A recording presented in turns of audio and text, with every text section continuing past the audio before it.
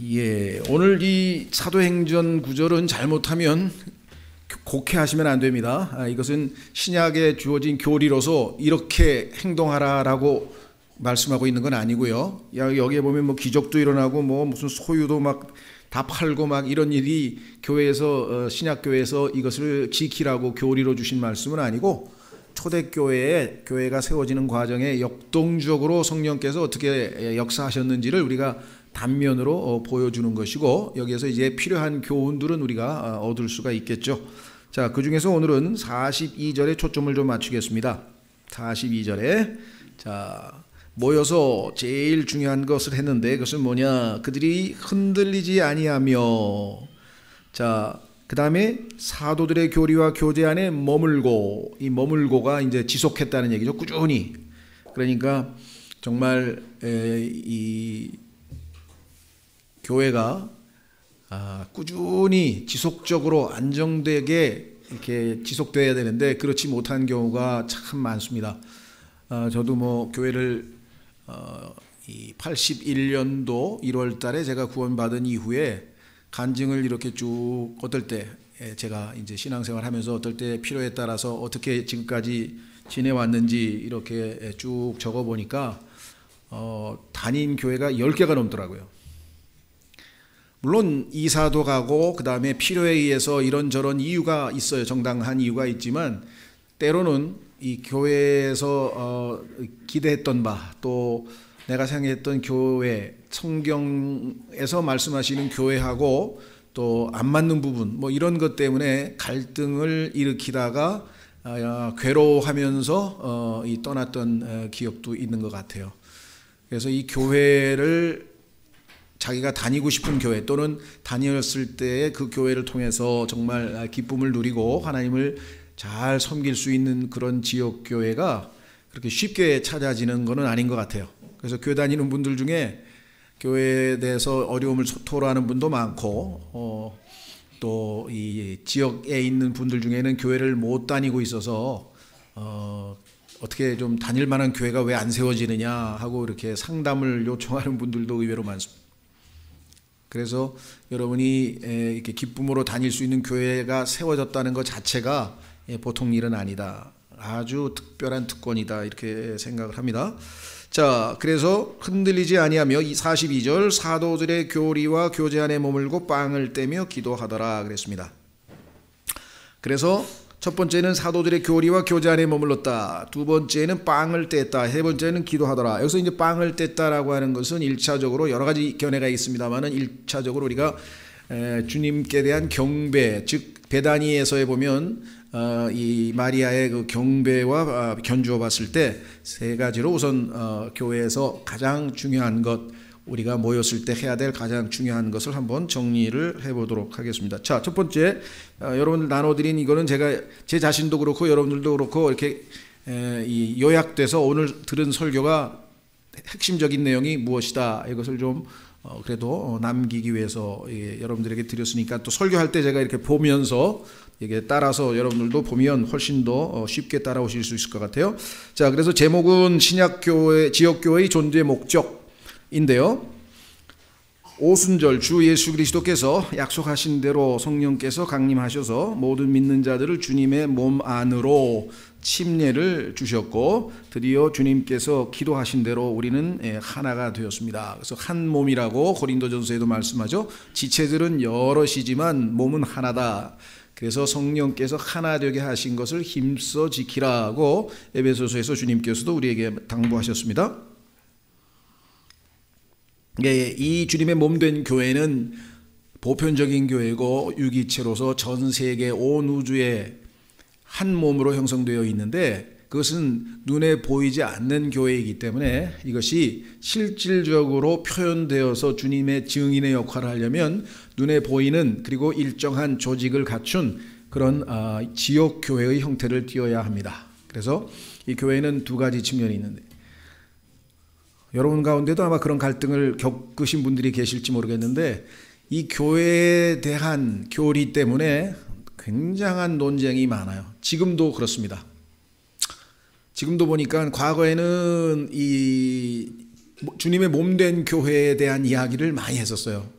그래서 지역교회를 너무 강조하다 보면 자기 교회만, 자기 중심. 왜냐하면 주님이 몸된 교회는 전체가 하나인데 왜 한쪽 자기 그 지역교회만 너무 강조하는가. 이렇게 해서 유기체로서의 어떤 보편적인 주님의 몸된 교회에 대한 이야기를 강조 이렇게 많이 하다 보면 지역교회에 대한 인식이, 개념이 흐려져 버려요. 그러다 보니까 이제 반대로 또 지역교회만 또 강조하다 보니까 자기 교회 중심적으로, 그리고 다른 지체들이나 또 우주적 주님의 몸된 교회에 대한 관심이 없어지고, 그래서 이 균형을 잘 잡아서 주님의 몸된 우주적 교회의 한 지체로서, 한 지역교회로서의 역할, 그래서 다른 교회들과의 유기적 관계도 필요하고, 또 우리 교회에게 주신 나름대로의 특성이나 또 역할도 감당하고, 이 두 가지가 중요한 것 같습니다. 아직도 여전히 어떤 분들은 이 논쟁 가운데에서 휘말려서 어떤 교회가 성경적으로 옳은 교회냐, 이 문제를 가지고 고민하는 분도 있는데, 주님은 우주적으로 몸된 교회를 세우셨지만 반드시 지역 교회를 통해서 자신의 뜻을 드러내십니다. 그래서 각각의 지역 교회로 그랬더니 또 지역 교회를 너무 강조해 가지고 지역이라는 용어 대신에 이 로컬 처치라 그래가지고 지방, 그러니까 우리는 지역 교회라고 번역을 했는데 그분들은 또 지방 교회라고 이름을 붙여가지고 강조를 하다 보니까 한 지역에, 한 지방에 또는 한 도시에 교회는 하나만 있어야 된다. 아니면 뭐 분열이다. 뭐 또 이래가지고 막 논쟁을 또 하시는 분도 있어요. 그래서 그런 논쟁에 휘말리지 마시고 우리 이 베다니 침례교회에서 성경적으로 잘 가르치시는 대로 성경에 입각해서 베다니 침례교회는 하나님이 세우신 한 지역교회로서의 주님의 그 도구로서 귀히 쓰임 받으시면 좋겠습니다. 오늘 우리는 하나님의 말씀 안에서 교회가 모여서 무엇을 하였는지, 물론 이것 이외에도 더 많이 합니다. 이것만 하는 거 아니고 많은 것을 하지만 그 중에서도 이 세 가지가 빠지면 안 된다. 제일 핵심적인 것이다. 그런 말씀이고요. 그리고 흩어져서는 무엇을 해야 되는지 마찬가지입니다. 흩어져서 두 가지만 하라는 뜻은 아니고 이 두 가지는 반드시 해야 된다. 그런 의미에서 말씀을 드립니다. 다시 확인해보고, 이미 다 어느 정도 아시죠? 교회를 다니시니까. 그래도 우리가 한번 확인하는 시간이 필요하다. 오늘 우리가 이를 실천하고 있는지 점검해 보는 시간을 갖게 됩니다. 성경에 보니까 야고보서에 하나님의 말씀은 거울과 같아서 그 말씀의 거울에 우리가 비춰보고 우리를 점검한 다음에, 그렇죠? 올바르게 우리가 고쳐야 될 것은 고치고 이렇게 하는 것이 중요하겠죠. 자, 그러면 첫 번째 모여서 하는 일은 무엇인가? 진리를 가르치고 배운다. 아까 우리 사도들의 교리와 교제에 머물러 있다. 제가 이 킹제임스 성경을 알기 이전에 일반적으로 다녔던 교계, 뭐 저는 선교단체도 좀 있어봤고, 그다음에 장로교회도 좀 있어봤고, 그다음에 감리교회도 그때는 뭐 구원을 못 받은 채 다녔습니다만 하여간 감리교회도 한 3, 4년 있어봤고, 또 수녀원에서도 1년 동안 성경도 배워왔고, 그래서 약간 과거에 이렇게 좀 궁금해서 이것저것 많이 배우러 다닌 적이 있었습니다. 근데 성경에 보니 이 교회란 용어를 사람들이 쓸 때 첫 번째, 교회가 한문으로 가르칠 교를 쓰는데, 가르칠 교. 그래서 회자는 회중, 어셈블리, 모이는 거니까. 그래서 가르치기 위해서 모인다. 그렇죠. 가르치고 그러면 당연히 배우는 것이 있겠어. 가르치는 사람이 있고 배우는 사람이 있으니까 가르치고 배우기 위해서 모이는 모임. 성경적으로 누가 지었는지, 누가 만들었는지 자기가 한문으로 잘 쓴 것 같아요. 근데 이제 일부 사람들이 교회가 너무 지나치게 이 어떤 교리 교육에 지나치게 치우치니까 이 사귐이 부족하다. 이래서 이제 사귐교자, 한문으로 하면은 사귐교자를 써서 친교할 때 그 사귐교자를 써서 교회가 옳지 않느냐 이렇게 또 주장하시는 분도 더러 있어요. 근데 뭐 두 가지가 다 포함됩니다. 여기 나와 있지만은 교리와 교제가 같이 붙어 있는 것이죠. 가르치면서 사귀는 거죠. 하나님의 말씀 안에서 교제가 가능한 것이기 때문에 그런 논쟁도 특별히 필요는 없습니다. 첫째는 진리를 가르치고 배움. 그런데 말씀드린 것처럼 진리는 좀 포괄적인 말입니다. 진리 그러면 하나님의 모든 말씀. 성경에 보니까 예수님께서 요한복음 17장 17절에서 아버지의 말씀은 진리입니다. 하나님 말씀 전체가 다 진리죠. 근데 그런 포괄적인 넓은 의미에서의 용어이고, 교리라고 하는 말은 특정한 주제에 관한 진리예요. 그러니까 교회에 관한 진리를 교회 교리라 그래요. 근데 이제 그 교리란 말 대신에 우리가 이제 한문으로 론자를 붙여서 교회론, 뭐 성령론 이렇게 붙이는 거죠. 성령에 관한 교리 이런 뜻입니다. 그러니까 교리나 진리가 다른 게 아니라 같은 말인데 특정한 어떤 주제에 관한 진리일 때 우리가 교리란 용어를 쓰는데, 예수님께서도 성경에 보니까 사복음서에서 교리란 말을 예수님의 가르침에 대해서 예수님의 교리에 놀라더라. 그래서 교리란 말이 굉장히 성경에서 핵심적이고 중요한 단어입니다. 하나님께서 성경을 기록한 첫 번째 목적이 디모데후서에 보면은 3장에 교리라 그랬어요. 그런데 안타깝게도 제가 보기에는 아마 그 뒤에 마귀의 어떤 좀 속임수가 있지 않았나 싶은데, 지금 기독교인들 중에 교리라고 하는 말을 듣고 야, 그거 배워야 되겠다, 너무 중요하다 이렇게 생각하는 사람은 10%도 안 돼요. 대부분은 교리? 골치 아픈데 교리 말고 좀 다른 거 없어요? 그 교리 공부반 뭐 이런 거 하면은 뭐 특별한 사람들만, 아니면 뭐 신학을 해서 뭐 사역을 할 사람들만 배우는 거고, 교리란 말을 들으면 이거 싸움 아니냐, 교리 논쟁, 교리 싸움 이렇게 해서 벌써 부정적인 이미지를 갖게 되는 것이 오늘날 일반 교계에서 이 교리를 대하는 현상입니다. 반면에 킹제임 성경 진영에 가면은 교리를 굉장히 강조하고, 그렇죠? 개역 성경에는 예수님의 가르침이라고, 교리를 가르침이라고 아주 중화시켜 가지고 번역을 그렇게 오역은 아니지만 약간 좀 중화시켰죠. 교리란 용어 자체를 잘 안 쓰려고 하는 것 같아요. 그래서 분명히 성경에는 doctrine이라고 교리란 말이 들어가 있는데 그걸 예수님의 가르침이라고 이렇게 번역을 했는데, 우리는 정확하게 교리다. 교리라고 하는 것은 특정한 주제에 관한 진리, 교회에 관한 진리, 교회론. 그래서요, 창세기부터 계시록까지 하나님께서 우리에게 알려주시고자 하는 모든 진리들은 다양한 주제에 걸쳐 있습니다. 예를 들면 창조에 관한 교리 그럼 창조론이고요, 그렇죠? 인간에 관한 교리 그럼 인간론이고요. 그러니까 성경은 처음부터 시작해서 끝까지 다 교리에서 교리로 이어지고 있어요. 그래서 교리 공부는 난 교리 공부 싫어, 교회 가면 좀 같이 교제도 하고 이렇게 차도 마시고 막 기도도 하고 그런 거 좋은데 교리는 싫다 그러면 신앙생활 하기가 힘들어요. 왜냐하면 교리를 철저하게 잘 배우지 아니하면 언젠가 문제가 발생합니다. 왜? 성경에 보니까 선한 교리, 그렇죠? 올바르고 좋은 교리만 있는 게 아니라 마귀들의 교리도 있고 악한 교리도 있고 건전치 못한 교리도 있고, 이래서 마귀가 끊임없이 우리를 잘못된 교리로 오도해서 진리의 길에서 벗어나게 만들기 때문에 교회는 반드시 첫 번째로 교리를 가르쳐야 됩니다. 그래서 여기 지금 사도들의 교리와 그 교제 안에서 머물러 있었다, 지속적으로 교리를 가르쳤다 했습니다. 예수님 오실 때까지, 죽을 때까지 해도 다 못 배웁니다, 교리라고 하는 것은. 그러나 가장 중요하고 핵심적인 교리서부터 지금 차근차근, 제일 중요한 거는 뭐 구원론이겠죠. 구원론을 배우려면은 어떻게 인간이 구원을 받느냐, 그러면 인간이란 누구인가 해서 인간론에 대한 얘기가 나올 수밖에 없고, 차근차근 해서 죄란 무엇인가, 그럼 죄론에 대한 얘기가 나오고, 그러니까 전부 정확한 진리, 즉 정확한 교리를 배우기 전에는 우리의 신앙은 올바로 세워질 수가 없다는 것입니다. 자, 그래서 디모데전서 2장으로 가겠습니다. 디모데전서 2장으로 가면 하나님께서는 4절, 디모데전서 2장 4절, 기록하기를, 디모데전서 2장 4절, 그분은 모든 사람이 구원을 받고 진리를 아는 데 이르기를 원하시느니라. 구원을 받는 것으로 그치면 안 되고, 여기 나와 있는 것처럼 진리를 아는 데 이르기를 원하신다, 이렇게 분명하게 되어 있어요. 그럼 어디서 배우냐? 신학교 가서 배우냐? 아닙니다. 이게 이제 문제예요.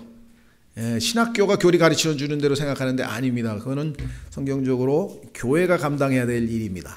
그래서 지역교회에서 진리를 가르치지 않은 교회는 그 교회 분위기가 뭐 사랑이 넘치고 아름답고 막 정말 신실하고 섬기고 막, 그건 잘못됐다는 건 아닌데 그것이 진리에 기초하지 아니하면 언젠가는 무너지게 돼 있어요.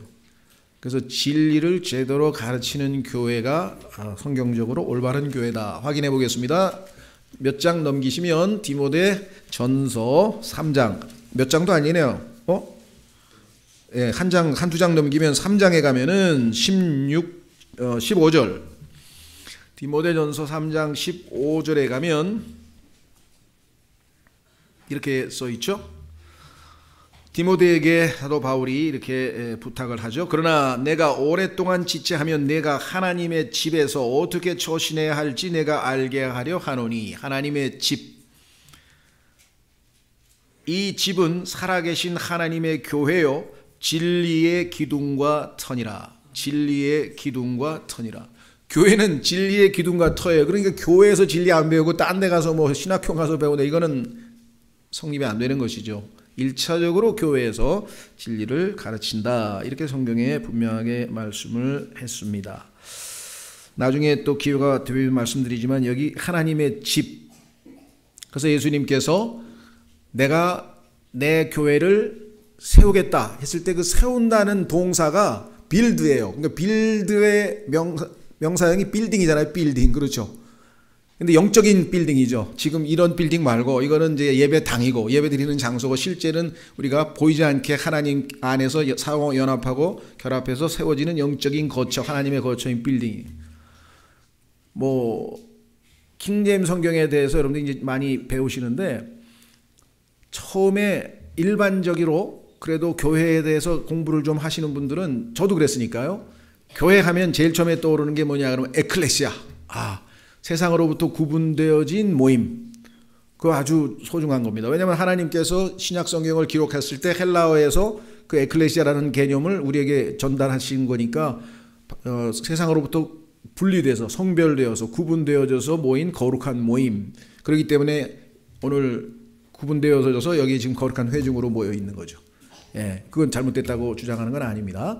영어 킹제임스 성경. 그래서 이제 이 헬라어의 에클레시아란 말을 뭐 스페인어 같으면은 이글레시아 그대로 음역을 했어요. 그 다 의미를 그대로. 근데 영어 성경에서는 그렇게 안 했어요. 그래서 여기서 이제 킹제임스 성경만의 좀 장점이 있는 것 같아요. 그것은 뭐냐면 church라 그랬거든요. 근데 이 church라고 하는 단어는 나중에 보면은 옛날 영어의 어원 중에 올라가다 보면은 이 고딕이라고 하는 그 언어에 있어서 집과 연관이 돼 있어요. 집. 근데 예수님께서는 처음에 마태복음에서 교회에 대한 언급을 하면서 교회를 세운다 그랬잖아요. 빌딩과 관련되어 있잖아요. 그렇죠? 예, 그래서 킹제임스 성경에서는 이 거룩하게 구분되어 나온 거룩한 무리라는 것을 부인하는 게 아니라 그것에 앞서 하나님의 집이다. 영적인 집. 그리고 그것은 나중에 하나님의 권속, 집안이라 그랬죠. 하우스홀더라, 집안, 가족. 그런 의미도 영어 킹제임스 성경에 있습니다. 그래서 함께 모여서 하나님의 식구들이, 가족들이 진리를 가르치는 사람이 있고 배우는 사람이 있죠. 그렇죠? 에베소서에 보면 하나님께서 교회에서 진리를 가르치는 사람을 목사 겸 교사라 그랬어요. 하나님께서, 예수님께서 이 땅에서 승천하시면서 지상의 자신의 몸된 교회를 남겨두시고 본인 머리 되신 분은 일단 하늘로 올라가셨는데 이 지상에 남겨두신 주님의 몸된 교회에게 선물을 주셨는데 그 선물들이 사람들이죠. 거기에 보면은 이제 복음 전도자도 있고 그 다음에 대언자도 있고 그렇게 있는데 그 중에 목사 겸 교사. 그렇죠? 그 사람이 성도들을 가르쳐서 그들을 완전하게 성장시켜서 그들이 섬기는 수준까지 이르게, 섬김을 받는 수준에서 섬기는 수준으로 이르기까지 꾸준히 성장을 돕는, 그것이 이 목사 겸 교사로서의 은사를 발휘하는 것입니다. 지금 교회에서 부지런히 나영석 목사님만큼 진리를 더 잘 가르치는 사람 어디 있겠어요? 저도 잘 모르면 전화해서 이거 좀 도와달라고 도움을 요청할 정도인데, 예, 저는 조금 늦게 시작을 해가지고 체력이 딸려서 이제 책을 잘 보기가 힘들어요. 그리고 인터넷도 잘 못하니까 이 젊은 목사님들이 착착착착 해서 이제 하면 제가 좀 도움도 요청하고. 하여간 진리를 배우고 가르쳐야 된다. 시편 33편 4절 하나 읽고 두 번째 주제로 가보겠습니다. 이제 속력을 내야죠. 시편 33편 4절에 가시면 왜 이것이 중요하냐. 교회가 하나님의 일을 해야지 앉아서 만나 공부만 하고 이제 앉아 있느냐, 그런 분들이 더러 계신데 그 말은 맞습니다. 우리는 배우기만 해서는 안 되죠. 당연히 배우는 것을 실천해야 되는데 실천하기 전에 정확하게 잘 배워야 된다는 얘기죠. 정확하게 잘 배워야 된다. 시편 33편 4절, 시편 33편 4절, 주의 말씀은 옳으며 그분의 모든 일은 진리 안에서 이루어지는도다. 하나님의 일은 진리 안에서 이루어질 때만 그것이 하나님의 일이고, 진리에서 벗어나면 얼핏 보기에 그것이 하나님의 일인 것 같지만 그것은 나중에 하나님의 일이 아닌 것이 되는 겁니다. 그렇죠? 그래서 그리스도의 심판석에 가서 하나님의 일을 하고 왔는 줄 알았는데 평가받을 때 보니까 하나님의 일이 아니다, 이렇게 판별이 되면 그때 당하는 그 부끄러움을 어찌 감당하냐. 요한 2서에 보면 그때 부끄러움 당하지 말라. 그래서 여기서 철저하게 진리에 입각해서 진리 안에서 하나님의 일을 하라, 이렇게 성경에 되어 있습니다. 두 번째는 진리를 통해서 우리는 정보를 얻고 지식을 얻는 게 아닙니다. 창조에 관한 지식, 그 다음에 물론 그것도 얻습니다, 부수적으로. 그러나 그 모든 영적인 지식들은 예수 그리스도로 초점이 맞춰져야 돼요. 왜? 예수님 말씀하시기를 성경은, 구약성경 신약성경, 성경은 나에 대해서 증언하는 것이라고 분명히 말씀. 성경 속에서 성경에 관한 지식과 정보는 얻었지만 예수님과의 만남이 없다, 그러면 그거는 아주 잘못된 성경 공부죠. 그래서 예수 그리스도를 알아가는 지식이라고 성경이 분명하게 베드로후서의 3장에 써 있죠. 그러니까 예수님을 알아가는 지식이 하나님의 말씀을 통해서 알아가는 거예요. 예수님이 이런 분이시구나. 그러면 점점 예수님에 대해서 사랑이 더 커지겠죠. 마치 솔로몬의 아가에 나오는 그 술렘미 여인처럼 예수님을 향한 사랑이, 갈망이 점점 더 많아지고 커지고 이렇게 될 것입니다. 그렇게 되면 우리의 자세는 어떻게 될까요? 예수 그리스도, 그분은 마땅히, 그렇죠, 경배받아야 될 분이구나. 이분은 영원토록 홀로 경배받으실 분이시다라는 결론에 도달하고 우리는 모일 때마다 그분 앞에 엎드려서 그분을 드높이고, 그렇죠? 즉 경배를 하게 된다. 그래서 영과 진리로, 진리를 배우는 사람은 당연히 진리 되신 그 예수 그리스도께 영과 진리로 경배하게 되어 있습니다. 그렇죠? 그래서 영과 진리로 경배하기 위해서 모이는 겁니다. 자, 요한복음 4장 24절에 경배에 관한 아주 위대한 말씀이 써 있습니다. 경배에 관한 위대한 말씀, 요한복음 4장 24절 23절서부터 보겠습니다. 23절서부터. 그러나 참되게 경배하는 자들이 영과 진리로 아버지께 경배할 때가 오나니 곧 지금이라. 이는 아버지께서 자기에게 그렇게 경배하는 자들을 찾으시기 때문이니라. 하나님은 영이시니 그분께 경배하는 자들이 반드시 영과 진리로 그분께 경배할지니라 하시니라. 하나님은 영이시기 때문에 우리가 영으로 하나님과 접촉할 수 있지, 그 이외에 우리의 예를 들면 몸과 혼으로는 하나님과 접촉할 수가 없습니다. 그렇죠? 그래서 우리 속사람, 우리 안에 있는 그 영으로만 영이신 하나님과 커뮤니케이션, 교제가 가능해지는데, 그렇기 때문에 하나님께서는 영과 그 다음에 진리로 하나님께 경배하라, 이렇게 말씀했고, 실제로 그런 사람들을 찾고 계신다. 글쎄요, 별로 없으셔서 찾고 계신 건지 아니면 정말 진정한 경배를 받기를 원하시는데 그런 사람들이 없어서 그런지 잘 모르겠습니다만은 찾고 계신다는 것 자체가 저에게는 이 세상에 그렇게 별로 사람들이 없나 싶기도 한데요. 자, 1차적으로 여러분도 아시다시피 창세기 3장에서 아담이 죄를 짓고 우리의 영은 죽게 되었습니다. 고장이 나서 하나님과의 교제가 단절되었습니다. 영적으로 죽게 됐죠. 성경적으로 얘기하자면 죄와 허물로 죽게 됐다.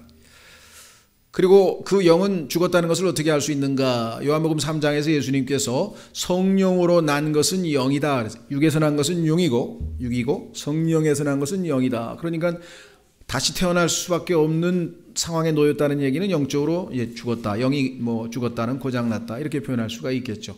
따라서 자연인으로는, 즉 본성에 속한 자로서는 거듭나기 전에는 결코 하나님께 대한 경배가 불가능하다는 얘기예요. 그런데도 불구하고 거듭나지 않고도 지금 전 세계의 곳곳에서 뭐 로마 가톨릭 교회를 포함해서 뭐 하여간 온갖 뭐 하여간 이 교회라고 이름 붙은, 그게 하나님의 교회가 됐든 뭔 교회가 됐든 온갖 교회들이 모여서 경배한다고 지금 모여 있는데, 과연 하나님께서 그 경배가 하나님 앞에 합당한 경배가 될 것인가를 생각해 보면 여러분도 아시다시피 영과 진리로만 하나님 앞에 경배할 수 있는 것이에요. 그러니까 영이 거듭나지 않은 사람들은 하나님에 대한 경배가 아니고 종교의식일 뿐입니다. 종교의식. 그건 하나님께서 받으실 수 없죠. 그렇죠? 그래서 반드시 영이 거듭난 사람들이, 즉 영이 살아난 사람들이 그 영으로 영이신 하나님과 접촉이 가능하다라고 하는 것이고요.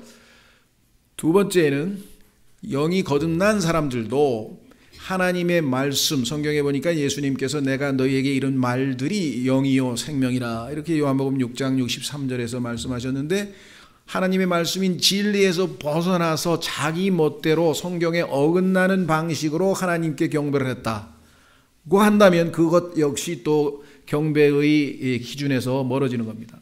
두 가지가 갖춰졌을 때, 그렇죠? 거듭난 사람이 성경의 근거에서, 하나님의 말씀의 근거에서, 진리에 입각해서 하나님을 드높이고 그분 앞에 엎드리고, 그렇죠? 그걸 경배라 그런다. 성경에서 경배는 가장 높은 수준의 영적 활동입니다. 물론 거기에는 뭐 기도하고도 좀 연관이 되겠습니다만은, 보통 우리가 또 이 일반 기독교계에서 이 경배와 찬양이라고 하는 아주 좀 성경하고 벗어난 또 이상한 풍습이 생겨서 한때 뭐 이렇게 유행처럼 번졌는데, 요즘은 모르겠어요. 이제 경배와 찬양을 뭐 얼마나 하는지. 성경에 따르면 찬양이란 단어는 성경에서는 하나님께서 우리에게 해 주신 그 무엇에 대해서 감사를 우리의 입술로 표현하는 겁니다. 그래서 이제 보통 우리가 찬송과 찬양을 좀 섞어서 쓸 수 있는데, 찬양이라는 단어는, 프레이즈라는 단어는 거기에는 노래가 꼭 개입될 필요는 없어요. 그것을 노래로 표현할 때 우리가 찬송이라고 하는데요, 찬양은 입술로 하나님 구원해 주셔서 감사합니다. 하나님 좋은 가족을 주셔서 감사합니다. 하나님 다닐 수 있는 교회를 주셔서 감사합니다. 하나님 일용할 양식을 주셔서 감사합니다. 하나님께서 나에게 무엇을 해주셨든지 그것이 진실된 마음으로 감사의 고백이 나오면, 그 중에서 정말 우리가 고난을 당했을 때, 그렇죠? 하나님 앞에 이 찬양의 희생, 그건 희생까지 되는 희생, 찬양의 희생물을 하나님 앞에 드린다. 입술로 드리는 거지. 근데 경배라고 하는 것은 조금 더 한 차원 높아요. 그것은 뭐냐? 하나님께서 나에게 무엇 해주시고 안 해주시고를 떠나서 하나님 자신이 어떠하신 분인가를 그냥 드높이는 겁니다. 그냥 하나님은 성경에서 거룩하신 분이에요. 거룩이라고 하는 것은 여러 가지 개념이 있습니다만 핵심적인 것은 하여간 이 세상에 존재하는 그 모든 것과 다른 분이란, 하나님만 유일하게 다른 모든 것과 달라요. 그래서 성경에 보면 하나님과 같은, 주와 같은 신이 어디에 있습니까?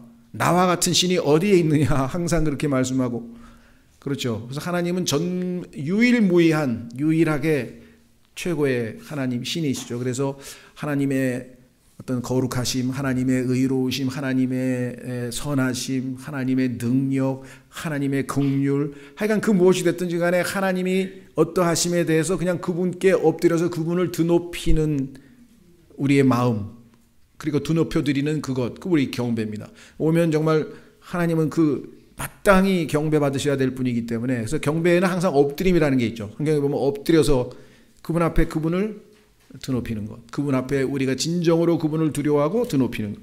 자, 그래서 우리는 주일날 영과 진리로 경배합니다. 하나님 앞에 나아가서 영과 진리로 경배를 합니다. 한 구절 찾고 세 번째로 가보겠습니다. 히브리서 10장.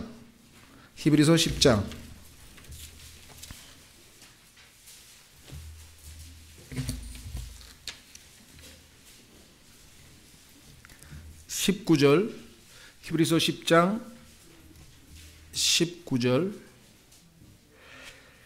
그러므로 형제들아, 우리가 예수님의 피를 힘입어 새롭고 살아있는 길로 지성소에 들어갈 담대함을 얻었는데, 이 길은 그분께서 우리를 위하여 휘장 곧 자기의 육체를 통해 거룩히 구분하신 것이니라. 또 하나님의 집을 다스리는 대제사장께서 우리에게 계심으로 우리 마음이 뿌림을 받아 악한 양심으로부터 벗어났고 우리 몸은 순수한 물로 씻겼으니 우리가 믿음의 충만한 확신 속에서 진실한 마음으로 가까이 다가가자. 하나님 앞에 가까이 다가가 엎드려서 그분을 드높이는 것, 우리가 영과 진리로 경배하는 것입니다. 하나님은 영과 진리로 경배하는 자들을 찾고 계신다고 했고, 우리가 그 하나님의 갈망을 이루어드리는 그러한 사람으로 동참하게 된 것입니다. 자, 그래서 두 가지. 세 번째, 모이면 우리는 무엇을 할 것인가? 그것은 기도하는 것입니다. 기도. 자, 오늘 사도행전 2장 42절에 보니까 그들이 기도했다라고. 그렇죠?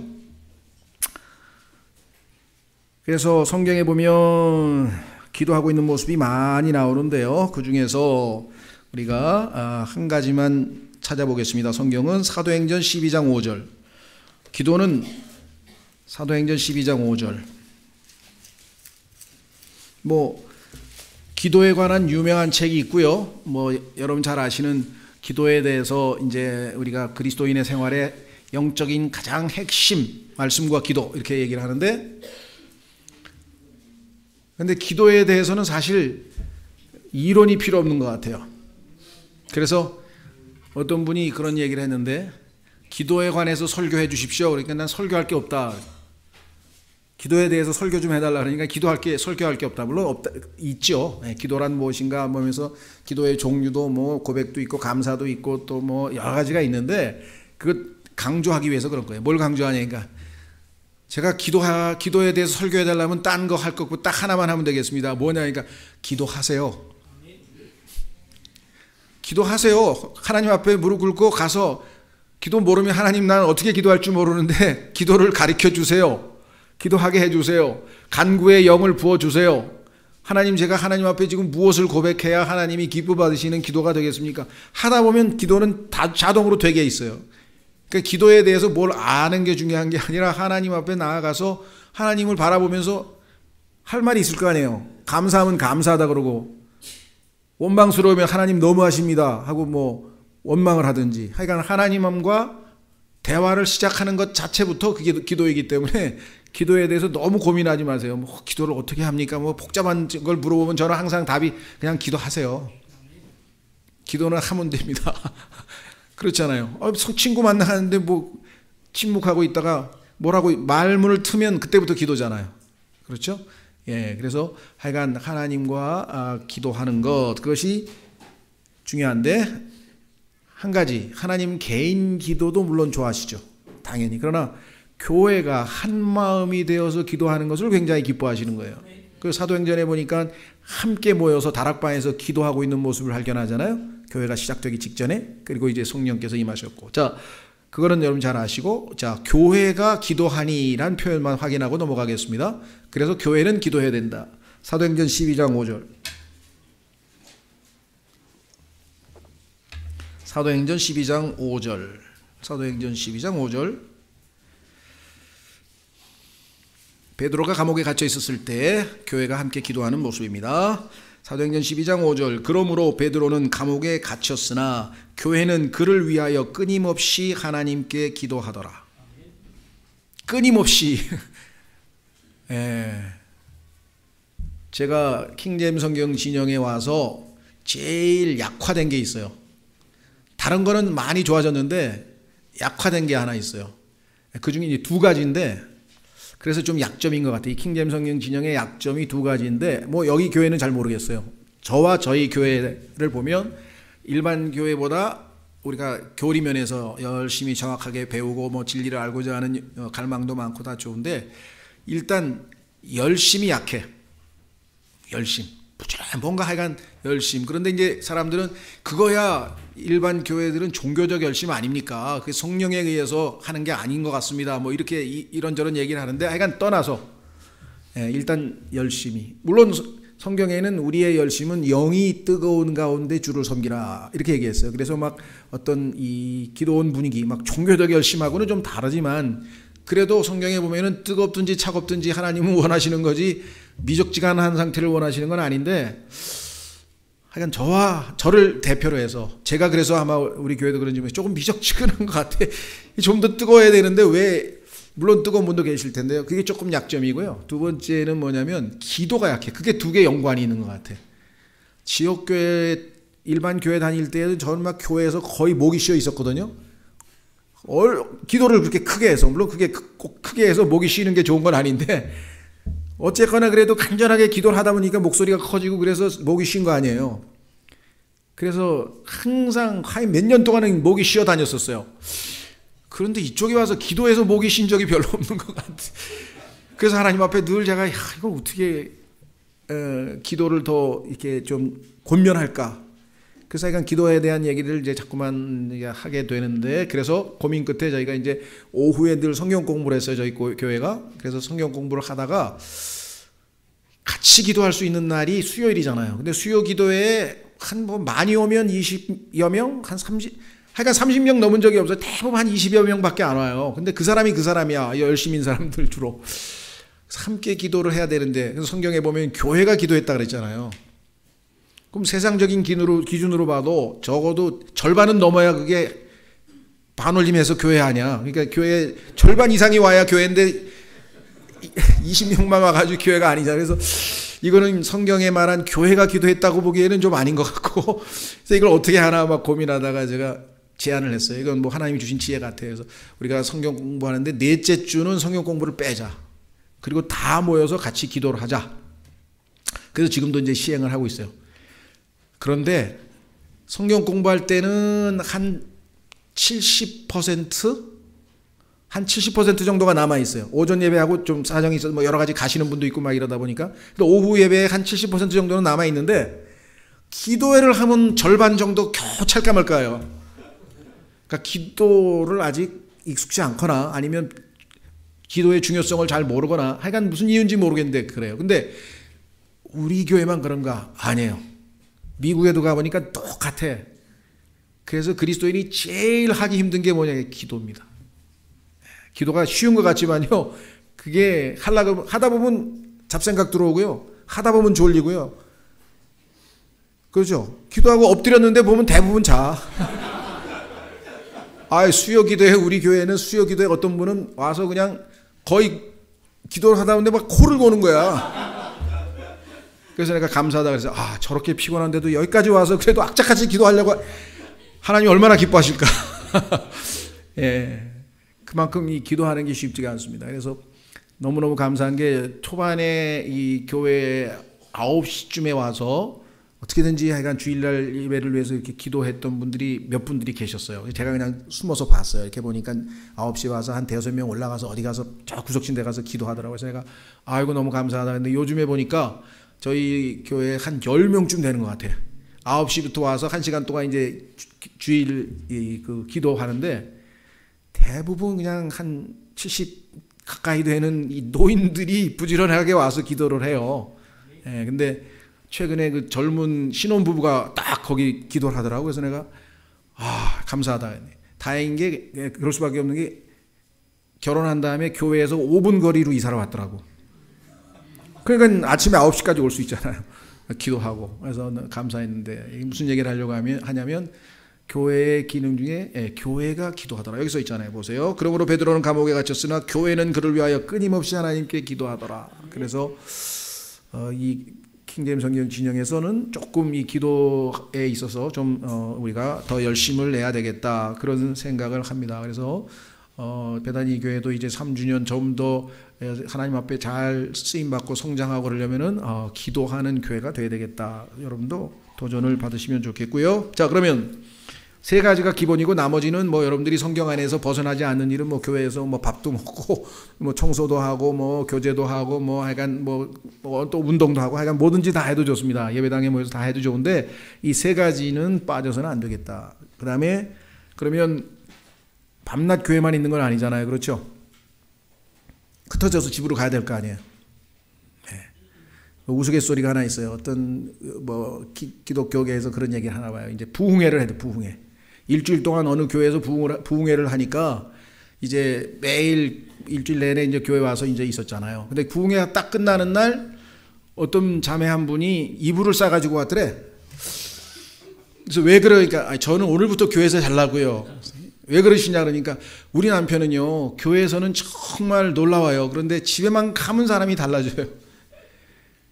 집에 가서 그 남편의 그 망가진 모습을 참아 보기가 그래서 차라리 그냥 저는 오늘부터 예배당에서 그냥 잘랍니다. 예. 이게 뭐냐면 그만큼 우리가 예배당에서 보이는 그러한 모습과 일상생활에서의 우리의 모습이 너무 괴리가 심하다. 그것 때문에 서양에 있는 교회가 텅텅 비었다 뭐 이런 얘기가 있어요. 왜? 집에서 우리 아버지 하는 행동 보니까 근데 막 예배당만 가면 사람이 큰 점잖해지고 막 말투도 달라지고 모든 게 그러니까 이런 위선이 이게 위선이죠. 그걸 바리새인의 위선이라고 예수님도 말씀하셨잖아요. 똑같아야죠. 그렇죠? 예. 물론 예배당에 올 때는 우리가 몸가짐도 하고 옷도 좀 단정하게 이거는 잘못된 건 아니에요. 그러나 막 말투부터 모든 게 어떤 그 격식 이런 건 안 된다 이 말이에요. 자연스럽게. 자, 그래서 흩어져서 집에 가서는 뭘 해야 되느냐 또는 직장에 가서 또는 학교에 가서 여러분들이 시간을 가장 많이 보내는 장소가 학생은 학교고 농부는 밭이고 다 다를 거 아니에요. 그렇죠? 그러니까 흩어져서 자기가 삶을 주로 시간을 보내는 현장에서 우리가 해야 될 일은 무엇인가? 그것은 뭐냐면 선한 행실로 하나님께 영광을 돌리는 것입니다. 자, 시간상 성경을 쭉 찾으면서 확인만 하고 넘어가겠습니다. 자, 에베소서 2장.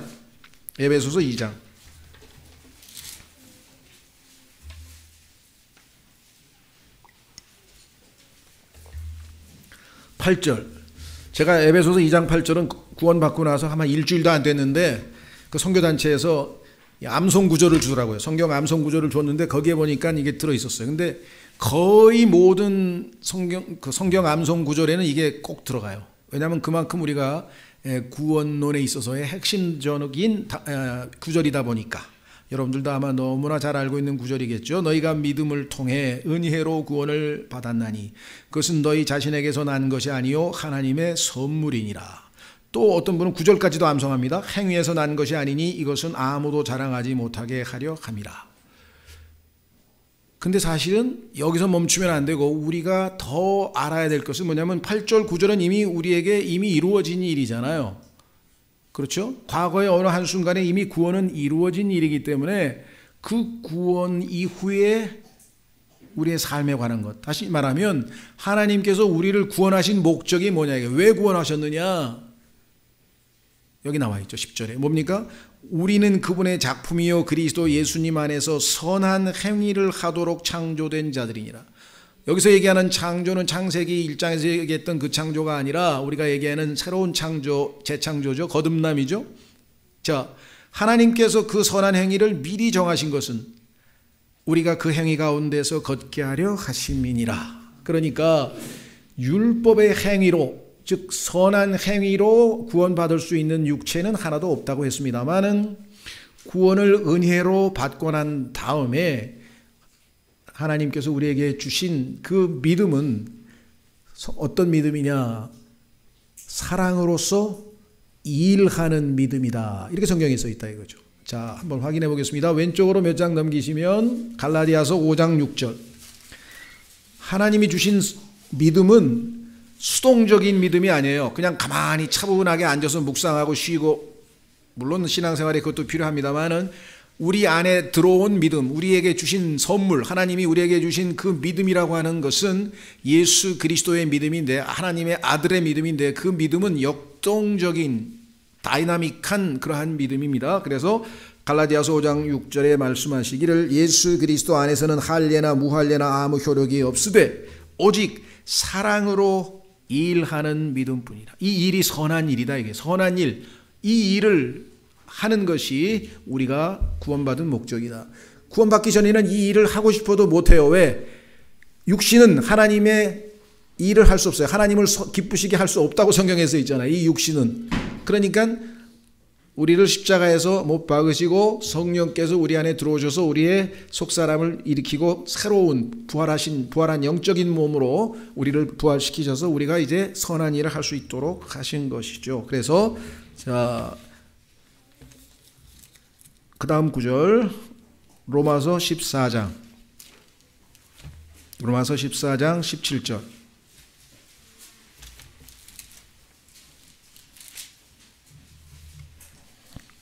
로마서 14장 17절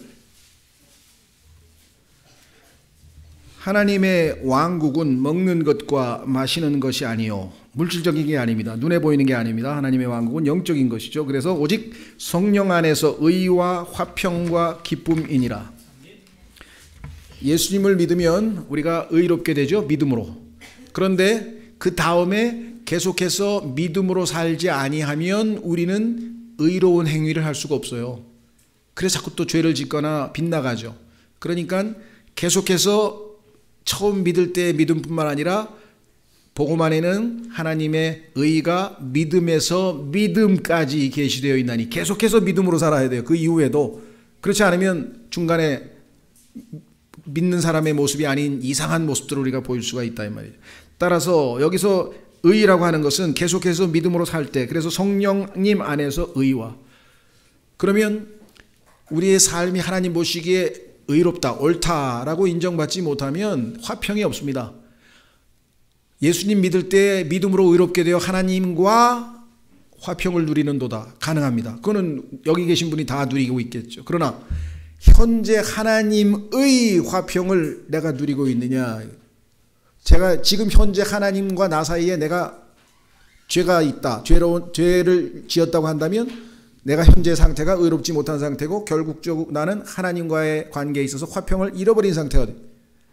자, 그래서 의로운 삶은 우리에게 진정한 화평을 가져다주고 그 화평은 우리에게 기쁨을 준다는 것이, 이것이 하나님의 왕국 백성으로서의 자연스러운 삶이에요.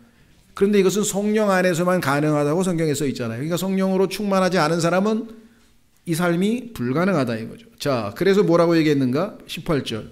이것들 안에서, 즉 의와 화평과 기쁨으로 살아가야 사람들이 저 사람은 하나님의 백성이다, 이것을 인정해 준다고 써 있네요. 이것들 안에서 그리스도를 섬기는 자는 하나님께서 받아주시며 사람들에게 인정을 받느니라. 사람들에게 인정을 받는 거하고 사람들이 우리를 좋아하는 거하고는 다릅니다. 세상에 있는 사람들은 그 안에 불순종하는 자의 영이 역사하고 있기 때문에 거룩하신 성령이 내주하시는 우리를 좋아할 수가 없어요. 좋아할 수는 없어요. 네, 싫어해요. 그러나 우리의 삶을 봤을 때 저것은 성령 안에서 하나님의 왕국 백성다운 삶이 맞다, 의와 화평과 기쁨을 누리는 것을 보니 저 사람 제대로 믿는 사람 맞네 라고 인정을 합니다. 뭐 드러내놓고 인정 안 하더라도 속으로라도 저 사람은 진짜 제대로 믿는 사람이네 라고 인정은 한다 이 말이죠. 그렇죠? 근데 그렇게 인정받는 그리스도인이 그렇게 많지는 않아요. 거의 교회 다니는 사람들에 대해서 부정적인 얘기들을 많이 하지, 야, 내가 우리 직장에 있는데 제대로 믿는 놈 하나 봤다, 이런 사람이 별로 없어요. 대부분 보면 교회는 다니는데 글쎄 하고 교회를 고개를 가우뚱가우뚱 믿기는 믿는 것 같은데 그렇죠. 그러니까 우리가 삶의 현장에서 성령 안에서 이와 같이 성령의 열매를 맺고 이런 삶을 보이지 않으면 세상 사람들이 우리를 하나님의 왕국 백성으로 인정할 수가 없죠. 자, 한 구절 마지막 네 번째 테마, 마태복음 5장. 마태복음 5장.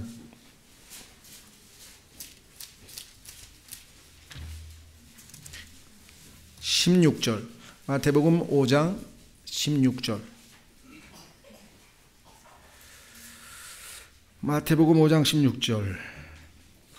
이와 같이 너희 빛을 사람들 앞에 비추어 그들이 너희의 선한 행위를 보고 하늘에 계신 너희 아버지께 영광을 돌리게 하라. 여기서 지금 빛을 비춘다는 말을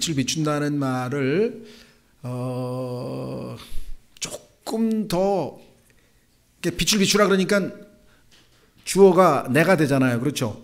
근데 사실 엄밀한 의미에서 보면은 빛을 비추게 하여 이렇게 해서 지금 이 사역 동사가 하나 들어가 있어요. 그래서 최근에 나온 이렇게 성경들에 보니까 그것을 이렇게 바로 잡은 게 있더라고요. 그래서 모르겠어요. 이걸 이제 뭐 바로 잡으실지 잘 모르겠는데, 뉘앙스가 빛을 비추라 그러면 내가 빛을 비추는 게 아니고 let, 그렇죠? your light shine. 그러니까 네 안에 있는 빛이 비춰지게 하라. 그런 얘기는 성경에 보니까 우리 안에 계신 빛은 당연히 예수님이시죠. 우리 안에 질그릇 안에 계신 보배는 예수님이시고 우리가 빛을 될 수가 없어요. 성경에는 너희는 세상의 빛이라 그랬는데요. 사실은 우리가 이 태양과 달과의 관계에서 달이 빛을 비추죠. 그러나 실제적으로 태양의 빛을 받아서 반사를 하는 거지 스스로 발광체는 아니잖아요. 성경에 나오듯이 다른 빛을 비추지 아니하며 라고 성경의 욥기에 기록이 되어 있는 것처럼 우리가 빛을 비출 수는 없어요. 우리 안에 들어오신 예수님이 빛이기 때문에 우리가 우리 자신을 부인하고 그 예수님께서 우리를 통해서 바깥으로 표현될 수 있도록 우리가 순종하는 거죠. 그러니까 그런 의미에서 빛을 비춘다는 거지 조금 오해하시면 안 됩니다. 그렇게 해서 우리가 예수 그리스도라고 하는 빛을 사람들에게 비춰주는 것을 성경에서 뭐라 그러냐면은 표현이 선한 행실로 나타난다고 써 있잖아요. 여기 나왔잖아요. 빛을 비추어 그들이 너희의 뭘 보라고요? 선한 행위를 보고. 그게 우리가 빛을 비추는 거예요. 예수님께서 빛과 소금이 되라고 했을 때 그것 중에 빛은 바로 우리의 선한 행실로서 표현이 된다라고 성경에서 말씀을 했고요. 그렇게 되면 하늘에 계신 너희 아버지께 영광을 돌리게 한다. 그렇죠? 너무나 상식적인 얘기죠. 학교에서 뭐 정말 어린아이가 뭐 봉사도 잘하고 선생님 말도 잘 듣고 야 정말 그렇게 해서 착한 행실을 잘하면 뭐라 그럽니까? 야 너희 부모님 참 훌륭하시다. 부모님께 영광을 돌리시고 그렇죠? 아이고 자식 잘 키우셨네. 그럼 선생님 교장 선생님이 부모님 만나면 정말 얘 아주 잘 키우셨어요 하고 누구를 부모님이 영광 받는 거예요. 우리도 야 저 사람이 믿는 예수님 정말 대단하신 훌륭하신 분이다. 이렇게. 그렇죠? 자, 그 다음에 마지막으로 이제 4번. 조심하십시오. 4번이 잘 안 된다고 해서 5번을 하지 말란 얘기는 아니에요. 그러나 4번도 갖추고 5번을 하면 효과는 더 있겠죠. 열심히 전도도 하고 증언을 하는데 행실이 못 뒤따라주면 어떻게 합니까?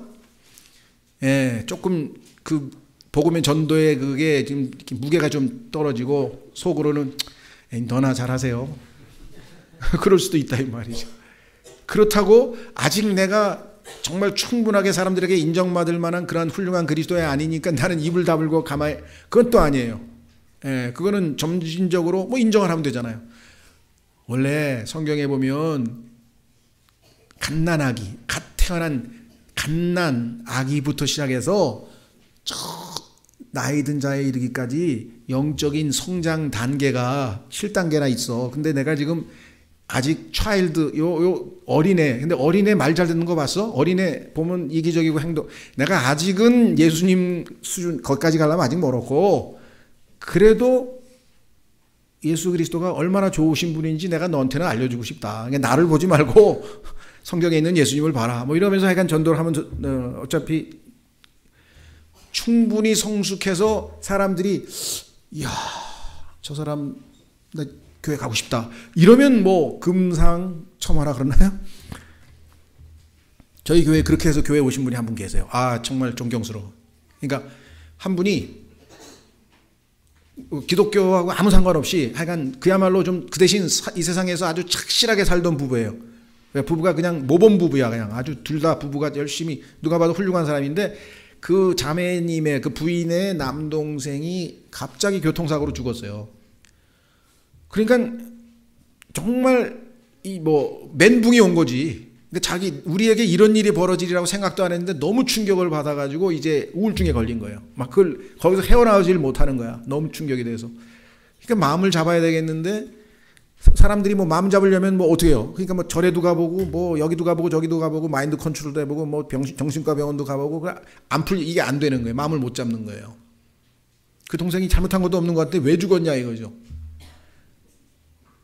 그러다가 남편이 막 안타까워서 막 여기저기 데려가 봤는데 안 되는 거예요. 그런데 하루는 우리 교회로 왔어. 그래서 우리 교회를 온 이유가 뭐냐 그랬더니 같은 직장에 있는 사람이 하나 있는데 자기는 기독교에 대해서 부정적인 이미지가 너무 강해서 절도 가보고 다 가봤는데 교회는 안 가봤대요. 교회는 난 싫다. 그래서 교회는 안 갔는데 자기하고 함께 일하는 그 팀 중에 한 사람이 교회를 다니는데 그 사람은 굉장히 신뢰가 가더라는 거예요. 모든 면에서. 그래서 하루는 다 한 다음에 안 되니까 누구씨 내가 다른 교회는 안 가는데 당신 다니는 교회는 꼭 한 번만 가보고 싶다. 그래서 온 거예요. 그런데 모르겠어요. 뭐 분위기가 좋아서 그랬는지 제가 마음에 들어서 그랬는지 잘 모르겠는데 잘은 몰라요. 계속해서 왔어. 한 3개월. 그러니까 아직 마음이 열려서 영접하고 구원받은 건 아니고 그냥 분위기가 이 사람에 대한 신뢰 때문에 이 사람이 다니는 교회는 내가 생각한 교회하고 좀 다르네. 그래서 그냥 마음이 열려서 그냥 왔어요. 근데 이제 제일 고비는 자기가 죄인인 거를 이해를 못 하더라. 너무 바르게 반듯하게 살다 보니까 그래서 그게 이해가 안 돼서 자기는 아직은 마음으로는 안 믿어지지만 교회는 다니고 싶은데 다니시라고 계속. 어느 날 나중에 이제 간접적으로 제가 간증을 들었어요. 하나님께서 어떻게 자기가 내면 속에 있는 모든 죄성을 어떻게 보여주셔서 자기가 예수님을 믿게 됐는지. 아주 모범 사례에서 제가 어디 가든지 좀 간증을 많이 하는데 이런 케이스가 그렇게 많지는 않아요. 근데 그것을 계기는 뭐냐면 이 사람과 몇 년 동안 일을 하면서 저 사람은 진짜 내가 보기에는 제대로 믿는 사람 같다라는 생각을 했을 거 아니에요. 신뢰감이 생기니까 교회에 대한 부정적인 이미지도 불구하고 이 사람 다니는 교회를 한번 가보고 싶다. 배다니 교회도 아마 그런 교회라고 저는 생각을 하니까 여러분 계시는 데서 저 친구가 다니는 교회는 내가 한번 가보고 싶다. 이렇게 되면 제일 좋겠죠. 그렇죠? 자, 마지막으로 증인으로서의 말씀을 전파한 이건 뭐 우리 나영석 목사님이 뭐 가장 실천을 또 강조를 많이 하고 또 열심히 하는 것으로 제가 알고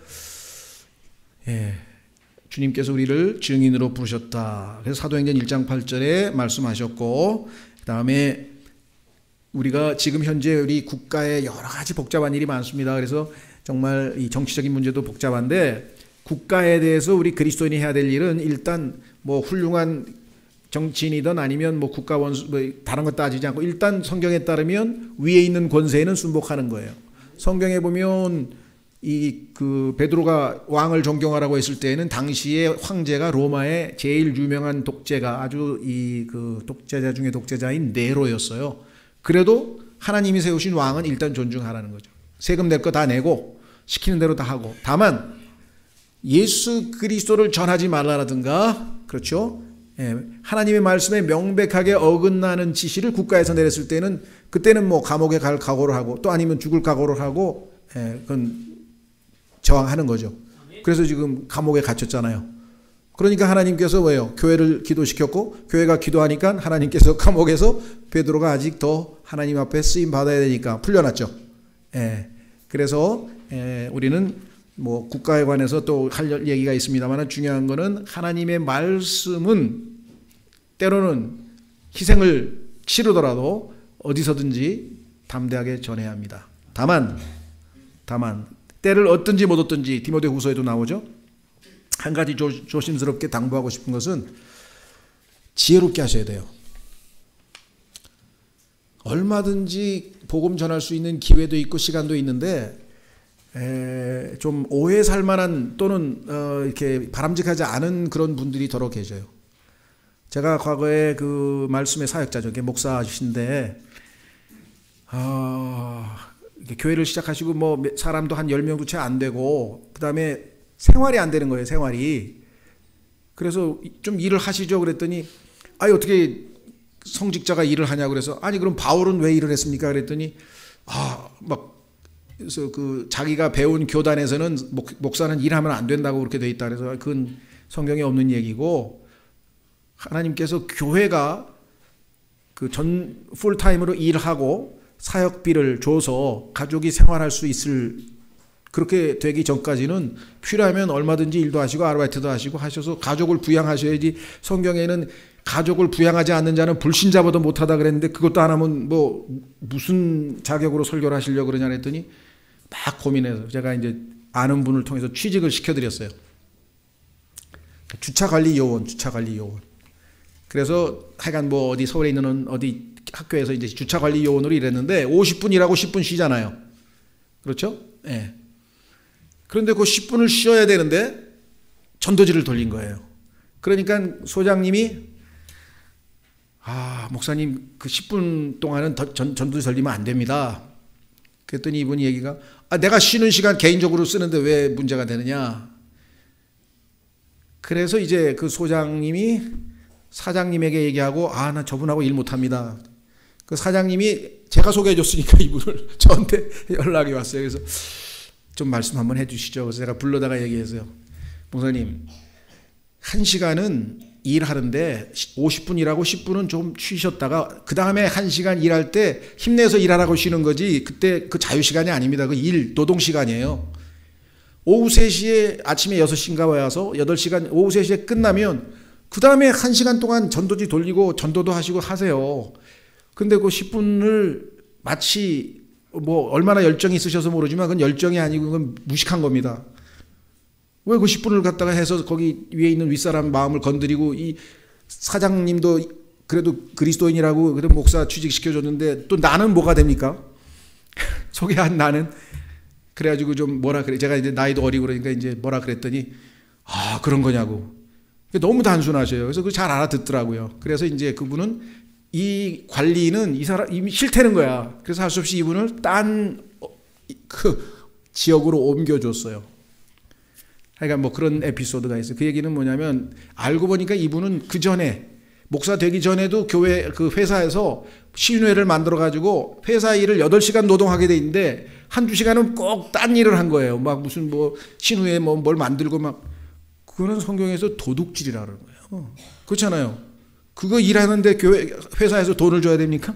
그건 완전히 잘못된 거예요. 이게 생각이 잘못된 거예요. 그러니까 열심과 상식에서 벗어난 일은 다른 겁니다. 그러니까 얼마든지 최선을 다해서 복음을 전할 때 그건 지혜롭게 하셔야 돼요. 그렇죠?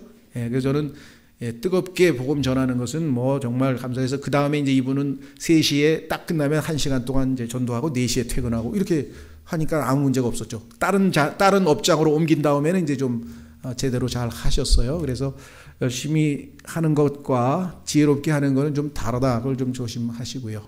그래서 오늘 하나님께서 여러분과 저에게 지역교회에서 해야 될 5가지 사항을 이렇게 말씀을 드렸습니다. 그래서 마지막으로 베다니 침례교회가 신약교회로서 신실한 간증을 지니고 또 지킬 수 있도록 주님께서 은혜를 베풀어 주시면 좋겠습니다. 기도하겠습니다.